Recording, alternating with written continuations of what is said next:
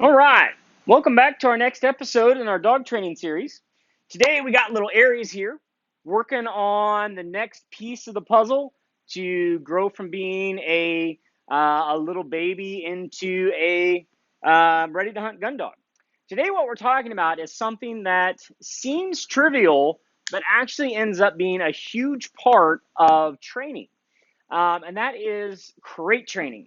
Now, crate training, most people think about this as this formation for potty training.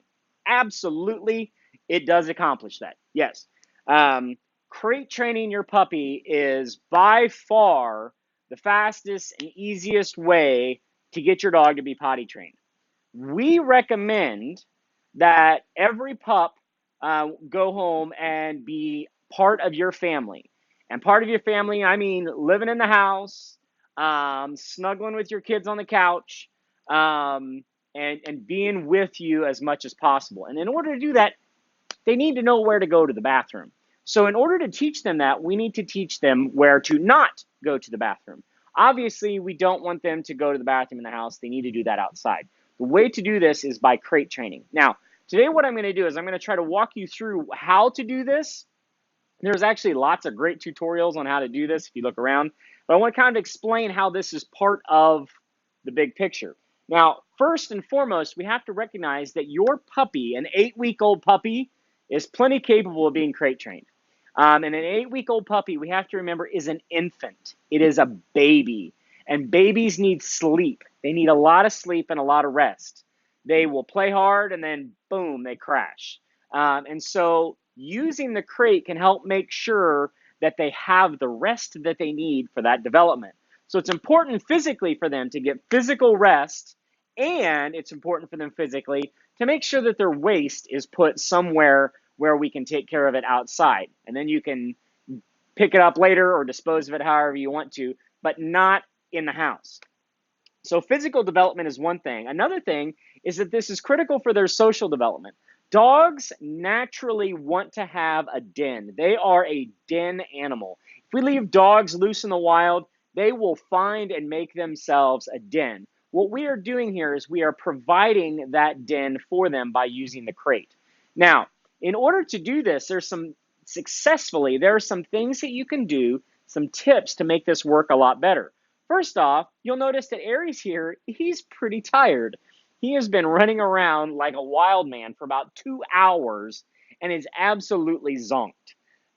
You've seen him in our other videos. He's bouncing around. Right now, he is tired and ready for bed. And so, once we get a pup that's tired, it's just like a kid. Once they're ready for bed and we've got them tired, they'll lay down and go to sleep very easily. Okay, so getting a pup tired is part of what makes this successful. We often say something to the effect of, a tired dog is a happy dog, meaning that they have had the chance to do things and explore and they don't have pent up extra energy. So getting a dog nice and tired like Aries here is a great way to get yourself started on crate training. Another tip is pretty obvious. Don't give them water late in the evening. If we don't give them late water after, say, 4 or 5 in the afternoon, when they go to potty before bed, then their bladder will be empty once they go in the crate, and it'll be much more successful at keeping it clean and dry. Now, I've got a couple different crates in here. Some people like to use the plastic size. It's an enclosed plastic box, basically. And some people use the see-through wire type. Neither one is right or wrong. The advantages are the wire one has better airflow. So if you're worried about the pup getting hot, that can help. But sometimes having all of this space, they can see out too much. So if you have it like in your living room, sometimes if you have a wire crate in the living room, the dog still stays stimulated and doesn't have a chance to calm down and enjoy that den. So you just kind of got to think about what works for you. At 3-ring kennels, we use both. It just kind of depends on the scenario. But having a place where it can be can really help. Another thing is to think about noise. Dogs are, we've bred the instinct in them to guard. And so dogs have a tendency to want to guard. And so they will often be listening even when they're asleep. And so if you have a way to, a lot of times, to make some white noise for the dog, like with a fan or a radio, that can help calm a puppy who is, a little bit amped up. But once we get the dog ready for bed, we got an empty bladder, an empty tummy, and we're nice and tired. Then all we got to do is just simply get them in the crate. And then they've got their spot that they can get to and enjoy. So I'm going to take Aries here, who's trying to fall asleep on me in the video, right? And I'm going to tell him the command, kennel. I'm going to make this a command to go in the kennel. Now, we also do some things to help out with this by feeding. Most of our young dogs are fed in their crates. We do that because we want to encourage that den nature and encourage the kennel command. So we tell the dogs kennel every time we want them to get in their crate, and then we reward them with food. Now, you may think to yourself, well, that's kind of handy to be able to say kennel to go get in your kennel. But here's the thing, that actually is going to end up being a big part of what we teach the dog later when we are teaching the dog some commands for gun dog training. We are going to use the kennel command to mean get inside something. So that may mean get inside the truck. That may mean get inside a blind and hide. That may mean get in your crate so that we can go on a trip. Kennel means get in something, or even get in a fenced area. Kennel, go in there. And so kennel means get in something. And so that command is going to be very useful down the road.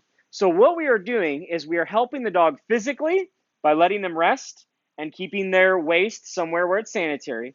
We are helping them mentally by giving them their den area and interacting with them more because they can be in the house once we potty train them.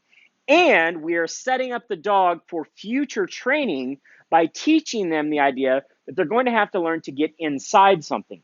So really the crate ends up being a big part of what we teach the dog.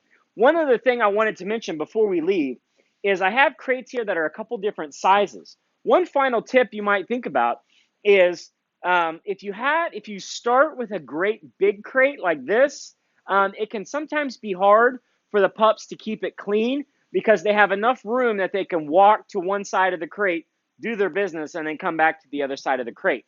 It's much better for them to have a crate that's just big enough for them to turn around and lay down and go to sleep. Now, if you want to buy several crates along the way, that'll work. But sometimes that's expensive. If you want to start with a larger crate, they make some that have dividers in them. That's a great way to help the dog learn about and let it grow with the pup.